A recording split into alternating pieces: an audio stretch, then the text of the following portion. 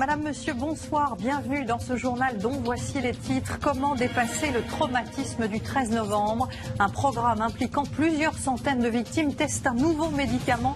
Il aide à diminuer l'intensité des souvenirs. Vous entendrez le témoignage d'une femme qui s'est portée volontaire. Une nouvelle hausse du paquet de cigarettes, 30 centimes en moyenne à partir de demain. Mais cela sert-il à quelque chose? Nous reviendrons sur les précédents et sur leur impact ou pas sur les fumeurs. La perche tendue par Alain Juppé à Emmanuel Macron, le maire de Bordeaux, approuve son discours sur l'Europe et semble même envisager une alliance pour les prochaines élections européennes. Il savonne la planche au passage de Laurent Wauquiez, dont le discours, je cite, l'insupporte. Nous évoquons aussi le boom des écoles alternatives. Elles n'ont pas forcément de meilleurs résultats scolaires, mais proposent une pédagogie et un rythme différent qui séduisent de plus en plus de parents. Une centaine d'établissements supplémentaires voient le jour chaque année. Et puis elles sont, paraît-il, excellentes pour la santé. Difficile d'échapper aux cranberries. Mais savez-vous comment elles se récoltent aux États-Unis? Les cultivateurs inondent les champs, des images irréelles pour le fruit champion du monde de détox. Certains disent revivre la scène tous les jours avec la même intensité. Le 13 novembre 2015, des centaines de personnes ont été marquées à jamais. 2 ans après, nombreuses sont celles qui ont décidé de participer à un programme médical spécifique. C'est un médecin canadien qui a mis au point cette thérapie, un médicament destiné à diminuer la force du souvenir. Regardez ce reportage exceptionnel de Florence Lacnec et Guillaume Maguère. Le 13 novembre 2015, Victoria vient de célébrer ses 22 ans. Elle est infirmière depuis à peine 6 mois. Secouriste volontaire pour la soirée, son équipe vient d'être appelée pour porter secours à une femme blessée à la jambe. Mais aux abords des cafés du Petit Cambodge et du Carillon, elle découvre des dizaines de blessés. J'ai eu mal, je me suis sentie coupable de peut-être pas avoir fait les bons gestes au bon moment. Un traumatisme tenace pendant de longs mois, elle décide de se porter volontaire pour un nouveau protocole. J'ai commencé par une première séance où on m'a demandé d'écrire sur une feuille vierge la situation auquel j'avais été confrontée. Ça a été difficile, j'ai mis pas mal de temps. Il fallait mettre des mots sur mes mots à moi. Et surtout, il fallait raconter le moindre détail, la moindre sensation corporelle, la moindre sensation physique, le moindre bruit, le moindre souvenir. Et ça a été dur. Je me souviens, j'ai pleuré, je me suis effondrée et je me suis dit mais je vais pas réussir quoi. Il y a 1 an, nous avions pu suivre l'équipe médicale pilote de cette étude clinique. Avec à sa tête ce chercheur canadien, persuadé d'avoir trouvé la méthode pour apaiser la mémoire des victimes d'attentats. Un traitement à base de propranolol. Connu pour lutter contre l'hypertension, le médicament aurait aussi des vertus pour mettre en sommeil certains souvenirs. Avec le support de leur premier récit, dans lequel ils ont donc figé leur traumatisme, les victimes se rendent à l'hôpital 1 fois par semaine pendant 1 mois et demi. C'est l'association du traitement médicamenteux pris 1 heure avant et la lecture de ce qu'ils auront rédigé qui a des vertus thérapeutiques. Le médicament va permettre d'atténuer la partie désagréable de l'événement. Victoria témoigne aujourd'hui de son expérience. Son traitement est terminé depuis le mois de septembre dernier. Ça faisait presque 1 mois en fait que j'étais suivie par le psychiatre et en même temps par le traitement. Et j'ai vraiment vu que quand je lisais la situation, j'avais un certain recul. Je me sentais moins touchée directement. Aujourd'hui, je peux vous dire que je suis parvenue parce que j'arrive à vous raconter la situation sereinement, à plus avoir de sanglots dans la voix, à plus avoir de nausées, de sueur, d'inconfort par rapport à la situation. Une victoire que toutes les personnes suivies n'ont pas éprouvée. Il ne s'agit donc pas d'une pilule miracle, mais d'une piste sérieuse pour porter secours à toutes les victimes du syndrome de stress post-traumatique. Les résultats de l'étude seront communiqués en juillet 2018. Alors cette menace terroriste dont le 13 novembre est devenu le symbole, elle est devenue depuis omniprésente. Une menace qui a aussi changé de nature ces derniers mois. Le 13 novembre, ce sont des commandos très organisés, téléguidés depuis la Syrie qui sont passés à l'acte. Mais alors que l'État islamique perdait du terrain, de nouveaux profils de terroristes sont apparus. Julien Beaumont. Des attaques préparées pour frapper la capitale à plusieurs reprises. Des mois de mise au point avec un réseau organisé et dirigé depuis l'étranger. Le 13 novembre 2015, la France bascule dans l'horreur. Les services de renseignement, eux, mesurent l'ampleur du danger. L'heure est à la prise de conscience. Juillet 2016, Nice, une nouvelle remise en question, car cette fois c'est un homme seul, sans aucune connexion avec l'État islamique, qui attaque la promenade des Anglais. Les enquêteurs comprennent alors que maintenant, la menace est intérieure. Mais les services de renseignement vont devoir affronter un nouveau type de terroriste. Le 20 avril 2017, un policier est tué sur les Champs-Élysées par un homme seul, sans commanditaire. Il ne présentait pas de signe de radicalisation. Même cas de figure à Marseille, celui qui poignarde les deux jeunes filles n'avait aucun contact avec Daesh. En revanche, tous les deux étaient connus des services de police. Et c'est là tout l'enjeu, identifier dans les radars des policiers, les scopes comme on dit dans leur jargon, les criminels qui demain pourraient devenir des terroristes.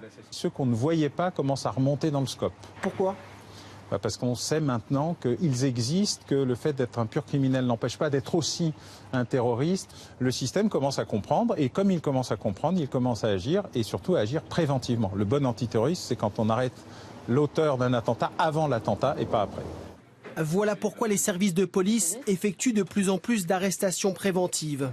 Cette semaine encore, 10 interpellations lors d'une opération franco-suisse. Pas de projet défini, pas de lien avec la Syrie, mais une radicalisation établie. Les nouvelles méthodes portent leurs fruits. Depuis le début de l'année, 13 attentats ont été déjoués. Prochaine étape, prévenir la radicalisation. 2 mosquées jugées trop extrémistes seront prochainement fermées. Bonsoir Georges. Bonsoir Anne-Claire. Alors a-t-on tiré les leçons de ce 13 novembre? Comment les services de police mais aussi de renseignement se sont-ils adaptés à cette menace? À cette menace et à cet échec, car les policiers antiterroristes le reconnaissent eux-mêmes. Le 13 novembre est un échec cuisant, douloureux, car ils n'ont pas su, ils n'ont pas pu détecter ce commando. Ce qui a changé, c'est d'abord les contrôles aux frontières. Ils sont plus fréquents, ils sont plus étendus. C'est en quelque sorte un entonnoir pour repérer qui entre et qui sort. Les hotspots, ensuite, ils sont désormais sous surveillance étroite. Souvenez-vous, c'est par ces centres de réfugiés en Grèce que le commando du Bataclan et les terrasses s'est infiltré en Europe depuis la Syrie. La Turquie, elle coopère bien plus qu'avant. Elle remet à Paris désormais tous les djihadistes, et ils sont nombreux, que la France réclame. Et puis, il y a enfin la surveillance, en général laborieuse, des messageries cryptées de type Telegram, car c'est souvent là que s'écrit le scénario macabre des futurs attentats. Mais attention, il faut rester lucide, il faut rester extrêmement modeste. Croire une seule seconde que la France est à l'abri d'une nouvelle attaque de grande ampleur, c'est un doux rêve qu'aucun policier n'ose faire aujourd'hui. Merci beaucoup Georges pour cette analyse. Demain, les commémorations des attentats prendront évidemment des formes bien différentes. Certains d'entre vous choisiront peut-être par exemple d'aller au théâtre, écouter un texte qui a bouleversé à l'époque la France mais aussi le monde entier. Souvenez-vous, Antoine Léris a perdu sa femme au Bataclan et il a eu ces mots pour les terroristes. Vous n'aurez pas ma haine. Une lettre jouée aujourd'hui sur scène. Sylvie Pinatel et Hélène Massiot. Vendredi soir, vous avez volé la vie d'un être d'exception, l'amour de ma vie, la mère de mon fils.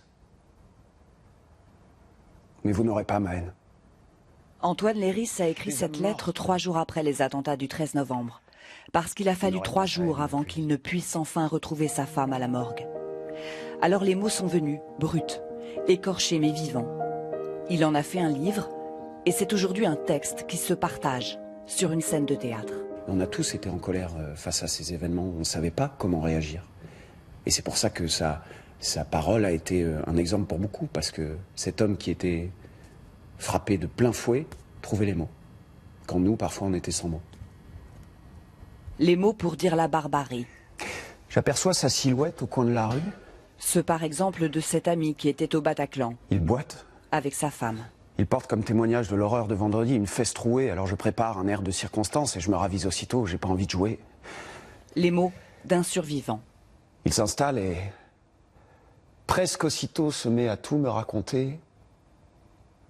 Le début du concert, la bière au bar, le monde dans la fosse,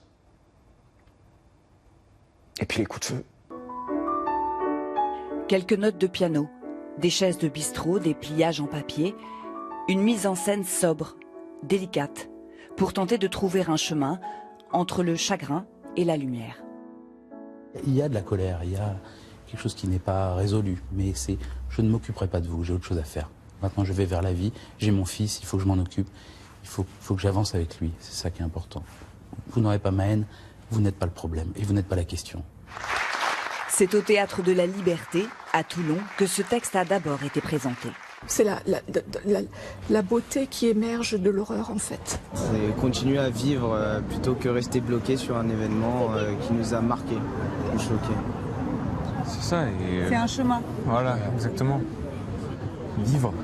Et ces mots d'Antoine Léris seront partagés dès mardi avec un public parisien, 2 ans après les attentats qui ont endeuillé la capitale. Autre grand titre de l'actualité, cette nouvelle hausse du prix du tabac. Les paquets de cigarettes vont augmenter en moyenne de 30 centimes dès demain. La plus forte augmentation depuis 4 ans. Mais est-ce vraiment efficace? Réponse avec Frédéric Agnès et Bruno Poiseuil. Petit sondage auprès de fumeurs. Question, cette augmentation de 30 centimes en moyenne du paquet de cigarettes vous fera-t-elle réduire votre consommation? Ça va rien changer du tout. J'aimerais bien, mais non. Je continuerai à fumer même si ça augmente. Je pense pas que ce soit très utile en réalité. Pas très utile, effectivement, l'histoire récente nous le démontre. Depuis 2009, nous sommes passés de 5,35 € à 7 € le paquet, soit une hausse de 30%. Mais la baisse des ventes n'est pas du tout proportionnelle. Si l'on regarde un peu plus près, entre 2009 et 2011, par 2 fois, les prix ont augmenté de 30 centimes, justement comme aujourd'hui, avec quasiment aucun impact sur les ventes. On se retrouve finalement avec une consommation qui stagne. Depuis 2005, on est à environ 30% de fumeurs dans notre pays, fumeurs quotidiens. C'est prouvé, une forte augmentation d'un coup a plus d'impact, mais à chacun son seuil psychologique. 10 €? 8 €, oui. Cette femme devrait donc bientôt fumer moins puisqu'une nouvelle hausse des prix est prévue dès le mois de mars, plus 1 € cette fois. À moins que, comme beaucoup d'autres accros au tabac, elle ne cherche d'autres solutions. On a toujours des moyens, parce qu'on a de la famille à l'étranger, des gens qui voyagent, de se fournir ailleurs en fait. Chez nos voisins espagnols, par exemple, un paquet de cigarettes coûte autour de 4,50 €. Pour faire baisser la consommation, peut-être faudrait-il aussi harmoniser les prix au niveau européen et mieux lutter contre les achats sur Internet, strictement interdits en France. Alors justement, que représentent ces marchés parallèles, ces achats frontaliers en Belgique et en Espagne, mais aussi sur les sites Internet? Regardez ce reportage de Johan Engen et Marion Fiat. Des habitations côté français et au bout de la rue des buralistes côté belge.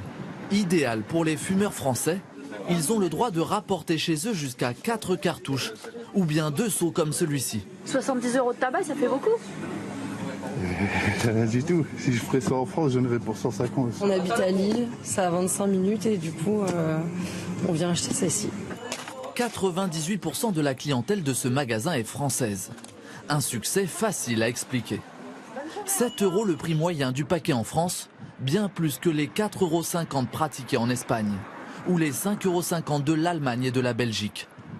Sur les 60 milliards de cigarettes consommées en France chaque année, près de 7,5 milliards sont achetés dans les pays limitrophes et 9 autres milliards proviennent de la contrebande. Ce sont des ventes sous le manteau ou bien sur Internet. Rien de plus facile, une simple recherche et de nombreux sites vous promettent des prix attractifs. Acheter ces cigarettes en ligne est pourtant illégal. Le risque, une amende de 15 à 750 € et une pénalité pouvant représenter jusqu'à 4 fois le montant de la marchandise confisquée. Chaque année, l'administration française estime perdre plus de 2 milliards d'euros de taxes à cause de la contrebande. Ils sont 65 000 élèves scolarisés dans des écoles hors contrat contre 12 millions dans le giron de l'éducation nationale. Des établissements qui coûtent souvent très cher, jusqu'à 1 000 € par mois et sur lesquels il est difficile d'avoir du recul en termes de résultats scolaires. Et pourtant, leur pédagogie séduit de plus en plus de parents. Regardez ce reportage tourné dans la banlieue lyonnaise par Céline Blancpain et Eric Napi. À quelques kilomètres de Lyon, voici une école pas comme les autres, une école démocratique. Une seule classe pour 10 élèves de 3 à 15 ans et une pédagogie alternative centrée sur le jeu et la liberté. Qui vote pour qu'on ait le droit de manger dans l'assiette des petits et qu'on nettoie tout de suite après? Ici, adultes et enfants votent pour élaborer des projets ou des règles de vivre ensemble. Aucune contrainte, aucune hiérarchie. Chaque enfant est libre de choisir ses activités. L'école démocratique, c'est une école qui n'est pas comme toutes les autres où on peut faire ce qu'on veut. En fait, t'as pas d'emploi du temps à l'école démocratique. Tu apprends ce que tu veux, sur ce que tu veux, alors qu'à l'école normale, tu dis telle heure t'as maths, telle heure t'as français. Inspectée par l'État pour le respect des normes de sécurité et d'hygiène, cette école n'a aucune obligation de suivre les programmes car elle est hors contrat avec l'éducation nationale. On va dire on écrit en dessous d'école ou à côté? L'établissement s'engage toutefois à respecter un socle minimum de connaissances qui peut faire l'objet d'un contrôle. La lecture, l'écriture, les mathématiques, tous ces apprentissages-là se font au moment où l'enfant en a besoin et au moment où il est prêt. Ça peut être à 4 ans, ça peut être à 6 ans, ça peut être à 8 ans, ça peut être à 12 ans. On n'est pas la personne qui va donner une instruction à un enfant, on va simplement l'accompagner. En France, le nombre de ces écoles alternatives a presque triplé en seulement 3 ans. Cette mère de famille a choisi de dépenser 450 € par mois pour inscrire son fils dans une école démocratique. Pour moi, l'école publique, il y a trop d'enfants, pas assez d'adultes pour veiller, pour les accompagner, pour les rassurer. C'est important que l'enfant ait son propre rythme. Respecter le rythme et la singularité de chaque enfant, c'est aussi l'ambition de l'école Rudolf Steiner. Créé en 1978, l'établissement accueille 215 élèves de la maternelle au collège, à côté des cours traditionnels de français, d'histoire ou de mathématiques. 8 x 2, plus 4, moins 10. Tous les enfants apprennent le travail du bois, du cuir, le jardinage, la zoologie ou encore le tricot. Le tricot permet de connecter cerveau droit et cerveau gauche. Et en fait, à force de tricoter, on fait ces connexions-là qui sont après intéressantes pour les apprentissages intellectuels.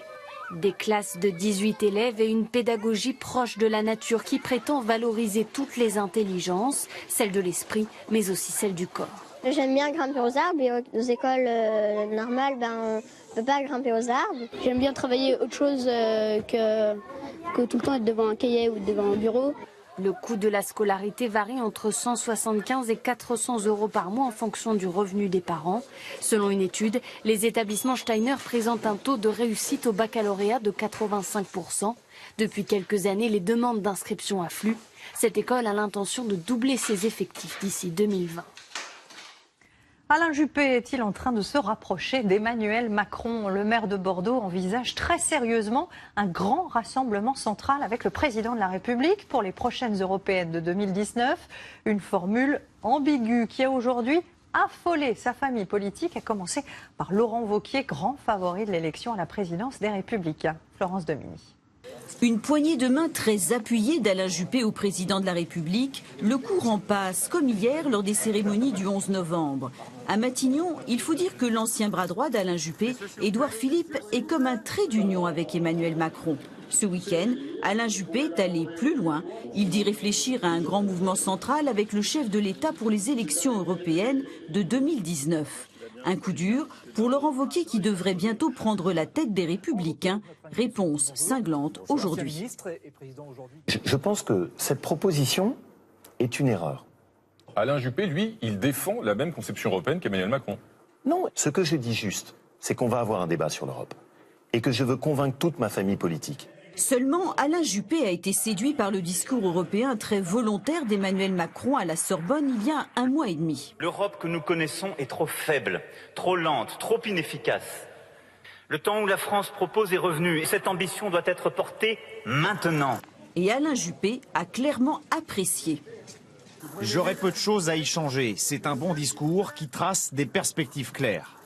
Les commentaires subtilement distillés d'Alain Juppé sont autant de coups de griffe pour Laurent Wauquiez et le risque populiste. Ce discours m'insupporte. Un peuple sans élite est un peuple sans repères.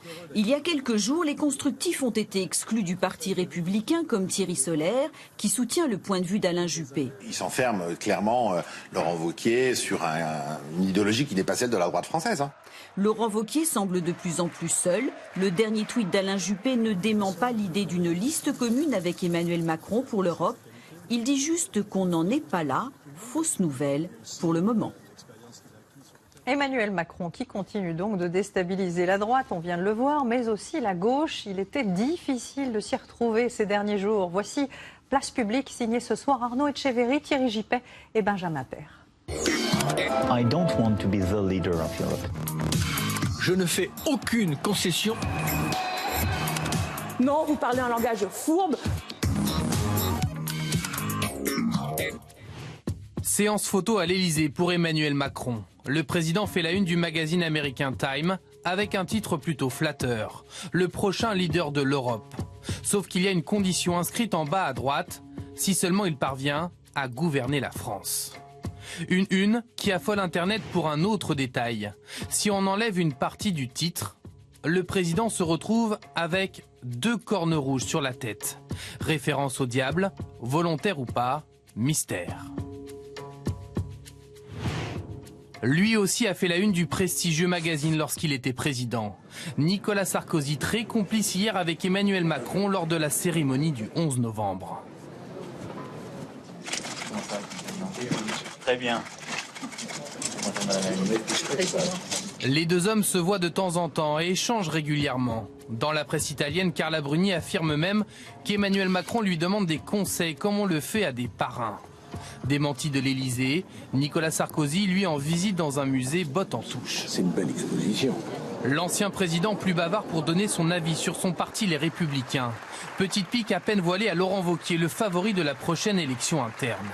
Souvent on confond la nécessité d'affirmer des convictions avec la détestation que l'on doit avoir pour toute forme de sectarisme. Faut être ouvert. Pendant ce temps-là, justement, chez les Républicains, on cherche toujours un nouveau patron et surtout des militants. Combien d'adhérents comptent aujourd'hui les Républicains ? Il y a à peu près 145 000. C'est 2 fois moins qu'au début de l'année. Début décembre, 3 candidats vont se disputer la présidence du parti. Laurent Wauquiez donc, mais aussi Florence Portelli et Maël Decalan. Depuis un mois, les 3 candidats battent la campagne à travers toute la France. Et vous allez voir, il est difficile pour eux de mobiliser. Réunion publique à Saint-Maur-des-Fossés pour Florence Portelli. Et une impression de vide dans la salle. 70 personnes, pas une de plus. Les militants ont chacun leur explication. C'est pas évident parce que pour trouver de la place le soir, on est obligé de venir en voiture. Il n'y a pas grand monde, mais... Non, mais il faut laisser c'est les meilleurs qui sont là. Nicolas Hulot s'est-il renié cette semaine? Mardi, il annonce que la France ne pourra pas tenir son engagement de ramener la part du nucléaire à 50% en 2025. Nicolas Hulot, l'écolo, une reculade pour l'opposition. Monsieur Hulot a mangé son chapeau. Nicolas Hulot est-il un anti-nucléaire convaincu? Pas si sûr. L'homme a beaucoup varié. Voici ce qu'il disait il y a quelques années. Honnêtement, dans un pays comme la France, le nucléaire ne m'empêche pas de dormir. J'ai encore du mal à me faire un avis sur comment on va se passer du nucléaire. Enfin, c'est la démission du jour.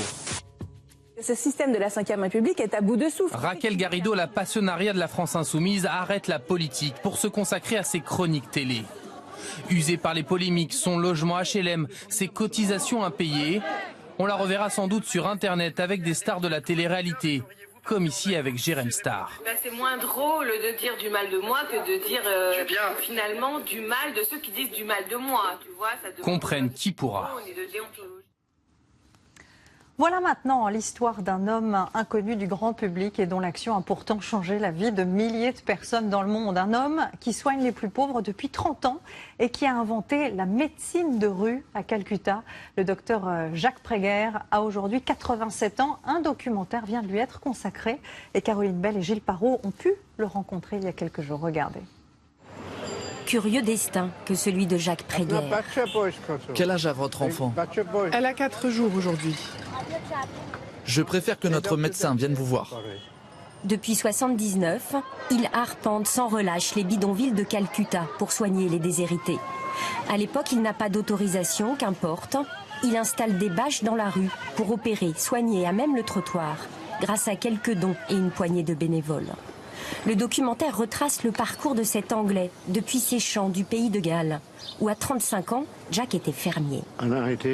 Une idée, une pensée s'est glissée dans mon esprit. Deviens médecin. Cette évidence ne le lâchera plus. À 42 ans, diplôme en poche, il quitte tout pour le Bangladesh, puis l'Inde et les rues de Calcutta. Aujourd'hui, son association finance des cliniques mobiles, des écoles, un centre de traitement gratuit des malades du sida. Nous retrouvons le docteur Jack de passage à Londres, avec le réalisateur du film, un ami et soutien de longue date. toujours en souci pour ces patients. Comment ils vont, comment ils se portent, comment ils se sont déplacés pour venir être soignés, est-ce qu'ils ont mangé, et cette manière de prendre le patient dans sa globalité, eh ben, c'est la vraie médecine finalement. À 87 ans, Dr Jack ne songe pas à la retraite. C'est mon objectif du moment. Il faut consolider cette médecine de rue. Parce que nous avons grandi très vite et que la tâche est immense pour en faire un système de soins organisé. Cette médecine de rue s'est développée partout dans le monde dans le sillage du Dr Jack. Dans quelques jours, il retournera à Calcutta, mener de nouveaux combats. Un chiffre, à présent 200 milliards, c'est le nombre de SMS échangés en France rien que l'an dernier. Le SMS qui fête cette année ses 25 ans. Un système relativement simple, mais qui a révolutionné notre façon de communiquer. Fabien Chadeau et Séverine Fortin. Très bien. Votre message par de suite, monsieur. Bonne journée, au revoir. Un message dicté par téléphone, rédigé par une opératrice, puis envoyé sur un petit boîtier à son destinataire. Un message de quelques caractères seulement, l'ancêtre du SMS. SMS de l'anglais Short Message Service. Aujourd'hui, ces messages et leur petite musique ont colonisé nos vies. Combien de fois retentissent-ils chaque jour? Dans le monde, 23 milliards de SMS sont échangés quotidiennement. En France, 523 millions par jour, soit 360 000 par minute. C'est plus SMS que téléphone maintenant, c'est plus rapide. Dans les transports, c'est plus pratique de communiquer par SMS. Bon, il y en a qui passent quand même des coups de fil, on n'entend que, mais moi je préfère, c'est plus discret, on va dire. Une technologie qui à l'origine n'était pas destinée au grand public, mais aux ingénieurs en télécommunications pour s'échanger des codes. La légende raconte que pour blaguer, au début des années 90, 2 d'entre eux se seraient envoyé un message pour se souhaiter un joyeux Noël. Le premier texto de l'histoire voyait le jour. 25 ans plus tard, les SMS ont non seulement révolutionné notre manière de communiquer, mais aussi notre façon d'écrire. Beaucoup de fautes. Ah ouais j'abrège beaucoup, mais du moment qu'on arrive à se comprendre, c'est le plus important avec la personne. On sait à qui on envoie le message, on sait comment l'écrire. C'est pas comme si j'envoyais un message à ma mère. Même s'ils sont aujourd'hui concurrencés par des applis comme WhatsApp ou Messenger, qui permettent notamment de discuter à plusieurs, les messages textes résistent encore très bien. La preuve. Et je reprends l'antenne. Merci Fabien. On va continuer à parler technologie avec notre rubrique demain. Bonsoir Benjamin. Bonsoir Claire. Alors vous allez nous parler énergie, une énergie que l'on trouvera bientôt un peu partout dans nos maisons, grâce notamment aux objets du quotidien. Oui, absolument, Anne-Claire. Regardez plutôt ce salon en 3D, un décor familier, cosy, une plante verte, une télécommande de téléviseur, un plancher. Le point commun de ces 3 éléments, Anne-Claire, ce seront demain des sources d'énergie. Prenez la plante verte d'abord. Plante verte a priori banale, sauf qu'au fond du pot, eh bien, il y a un petit générateur qui exploite des molécules organiques que la plante rejette par ses racines. Et miracle, eh bien, ça fait de l'électricité, 3,5 volts. Alors, c'est pas énorme, mais ça suffit quand même à recharger votre smartphone au moins 3 fois par jour. Allez, on va remettre la plante à sa place et on va se saisir d'un objet qui nous est cher, c'est la télécommande. Absolument, un objet commun, vous l'avez peut-être entre vos mains en ce moment même. Eh bien, demain, plus besoin de piles pour l'alimenter, il suffira de remuer sa télécommande pour créer suffisamment d'énergie pour la faire fonctionner. Un petit peu comme les montres automatiques d'autrefois. Alors, ça s'appelle l'énergie cinétique, mais ça n'a l'air de rien. Mais chaque année, eh bien, les Français, en France en tout cas, on achète près de 600 millions de piles. Donc vous imaginez quand même l'économie que ça représente et puis surtout la pollution en moins. Mais laissons la télécommande à son destin, si j'ose dire, et allons fouler le sol de notre maison. Demain, vous ne marcherez plus dans votre salon de façon anodine, car vos pas pourront générer de l'électricité grâce à une dalle fine et souple qui se déforme comme une moquette ou du lino. Alors aujourd'hui, Anne-Claire, la technologie en est encore à ses débuts, mais imaginez, demain, tous les lieux qui pourront en être équipés. Imaginez par exemple des terrains de foot. Par exemple, les matchs auront alors une autre allure. À chaque passe, les joueurs produiront de l'électricité. On pourra enfin dire à l'issue d'une rencontre que les joueurs ont vraiment fait des étincelles. Merci beaucoup, merci pour ces explications. Et pour vous détendre, Benjamin, j'ai ce qu'il vous faut, une petite tisane. Vous allez me dire que c'est un peu ringard, eh bien, pas du tout. Elles sont revenues en force dans nos rayons de supermarché jusqu'à détrôner le thé. Hélène Grégoire et Maud Gatineau. Adieu bonne vieille camomille ou amère verveine de grand-mère. Tremper un sachet dans l'eau bouillante n'est plus un geste réservé aux mamies. Aurélie fait partie de ces trentenaires qui confessent leur nouvelle addiction pour l'infusion. Ce rayon, elle le connaît bien. Consommatrice et observatrice, c'est elle qui gère l'épicerie de cette chaîne de supermarchés. Il y a quelques années, le thé représentait à peu près les 3/4 du rayon. Aujourd'hui, on peut voir qu'on est à peu près moitié-moitié sur le thé et sur les infusions. Normalement, la tisane, ça apaise. Mais lui, lorsqu'il en parle, ça le transcende. Et vous vous rendez compte qu'il n'y a pas d'arôme chimique, c'est le top de la plante. Voici le patron d'une marque de tisane savoyarde, autrefois à l'image traditionnelle et vieillotte. Et là, sort 4 millions de boîtes par an, 130 millions de sachets. Et puis un jour, il a eu l'idée de courtiser les jeunes. Les remèdes de grand-mère pour la ligne, le sommeil ou la digestion n'ont pas changé de composition, mais de nom, comme ce pisse-mémé. Avant, on mettait articulation. Aujourd'hui, je mets anti-rouille. Et les gens, ils adorent. Ah bah c'est ça, mon chiffre d'affaires a doublé à partir du moment où j'ai changé cette boîte-là il y a 4 ans en arrière. Mais c'était une boîte ringarde pour eux, c'était quelque chose de souvenir, c'était du bien-être. Mais les jeunes, le bien-être, ils n'ont pas d'arthrose, ils n'ont pas de problème de ventre, à 20 ans, ils n'ont pas ça. Un renouveau de la tisane qui pourrait bien faire renaître la filière agricole des plantes aromatiques. Il faut savoir qu'en France, globalement, il y a 80% des produits en plantes aromatiques et médicinales qui sont importés. Donc il y a un vrai potentiel de relocalisation. Alors, lorsque ces trentenaires ont changé de vie pour l'agriculture, ils ont découvert un patrimoine végétal oublié, mais avec un bel avenir économique. En Bretagne, par exemple, on est une grosse quarantaine de producteurs et tout le monde arrive à écouler sa production sans aucun problème. Ces nouveaux tisaniers, pour se démarquer des industriels, misent sur le bio et le haut de gamme. Nous, nos débouchés, ce sont principalement des restaurateurs étoilés qui servent de la verveine à leurs clients en fin de repas, plutôt que de servir justement avant des infusions dont ils ne connaissaient pas la provenance, dans des sachets broyés et dont ils ne connaissaient même pas forcément toute la composition. Fini la tisane avalée, malade en faisant la grimace. Elle est toujours consommée pour ses bienfaits, mais désormais surtout pour son bon goût. Une bonne tisane au retour des pistes, voilà une expérience qui est à nouveau possible. Rares sont les stations ouvertes, mais ce week-end, les amateurs de ski n'ont pas attendu qu'on leur donne l'autorisation pour aller profiter de la neige. C'était le cas notamment à Champs-Rousse. Céline Blancpain et Mickaël Clément. C'est une répétition générale, une avant-première. À Champs-Rousse, tous les télésièges sont à l'arrêt, mais qu'importe. Les adeptes du ski de randonnée n'ont pas résisté à l'appel de la poudreuse. Ce qui me plaît dans le ski de rando, c'est la liberté, la possibilité d'aller un peu partout dans la nature en la respectant. C'est un plaisir. Dans cette station du massif de Beldon, située à seulement 35 km de Grenoble, de nombreuses familles ont fait le déplacement ce week-end. Une journée au grand air, loin des cohortes de vacanciers. C'était vraiment juste de reprendre contact, on va dire, avec les premières neiges de l'année. On est tranquille, il n'y a pas de skieurs qui nous gênent, donc c'est plutôt bien. Plaisir de la glisse et plaisir de l'estomac. Première fondue de la saison dans l'un des rares restaurants ouverts ce week-end. Premier en montagne, donc voilà, faut l'essayer. Après, on va perdre sur les pistes, faire de la luge, il faut. Après 3 hivers difficiles, les commerçants attendaient le retour de la neige avec impatience. Cet après-midi, Météo France a placé les départements de l'Isère, de la Savoie et de la Haute-Savoie en vigilance au vent violent. Par endroits, les rafales pourraient atteindre 90 voire 100 km/h et de nouvelles chutes de neige sont attendues la nuit prochaine à partir de 800 mètres. Et après la luge, c'est une tribune libre au parfum de cours de récré que nous propose ce soir Sylvain Milenvoix et Éric Boucher. Regardez. Bonjour monsieur, est-ce que vous savez vous servir de ça?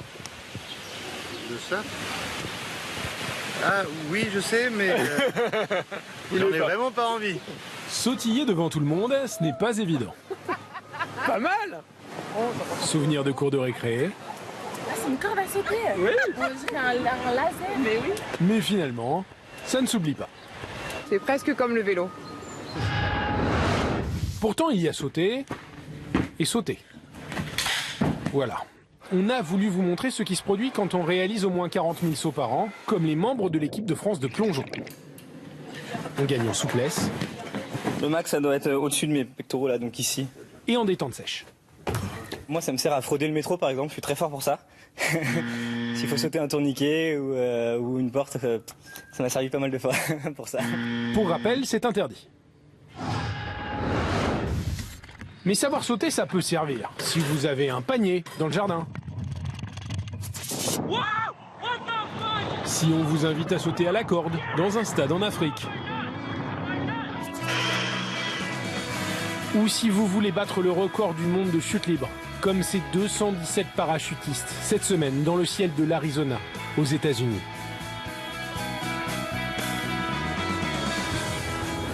Par contre, si vous ne sautez pas d'un avion tous les matins, vous pouvez toujours essayer de retomber en enfance, même si c'est pas facile. C'est vrai que tu sautes beaucoup trop haut, tu vas pas pouvoir passer ta corde suffisamment. Vous voyez ? Depuis près d'une heure, une quinzaine de sportifs amateurs prennent un cours de corde à sauter. Regardez bien devant vous. Ils viennent tous les lundis après leur journée de travail. C'est du cardio, donc tu transpires très vite et tu brûles beaucoup. Donc oui, c'était éprouvant. C'est assez ludique, on fait ça sous forme de jeu. On va venir travailler la technicité des gestes, la variété des pas. C'est assez efficace. Allez, prochain, on fait monter de genoux. Pour une heure, comptez entre 9 et 15 euros. Loin des souvenirs de la récré, à l'époque où vous n'étiez jamais fatigué. Les Indiens les utilisaient en cataplasme pour guérir les blessures des flèches empoisonnées. Notre monde moderne, lui, les a érigées en championnes, toutes catégories des antioxydants. Les cranberries sont en ce moment récoltés aux États-Unis avec une technique qui, vous allez le voir, a de quoi étonner. Reportage Catherine Gentil de Canecaude et Bertrand Guez. Vu du ciel, on dirait un immense cœur. En se rapprochant, on découvre qu'il s'agit de millions de baies qu'il faut récolter et rassembler. Au soleil de l'automne, elles ont la couleur de l'or et elles représentent d'ailleurs la richesse de cette région agricole du nord-est des États-Unis. C'est ici que se concentre la majorité de la production mondiale de cranberry. Si vous les coupez en deux, vous voyez 4 petites poches d'air. C'est ce qui leur permet de flotter. Délicatement, il faut guider les fruits pour les rassembler et ensuite les charger dans les camions qui attendent au bord de l'eau. On commence tout de suite à les trier. Aucune baie ne doit s'échapper. On ajuste notre travail en fonction du vent, du niveau de l'eau, car ça change tout le temps. Il faut aller tout doucement pour ne pas les écraser. Les familles d'agriculteurs se sont spécialisées ici il y a bien longtemps dans la culture de cette baie. C'est mon arrière-arrière-arrière-grand-père qui a commencé dans les années 1850 à Cape Cod. On a continué de génération en génération et c'est devenu notre mode de vie qu'on aime vraiment. Quand Suzanne était petite, la récolte était bien différente.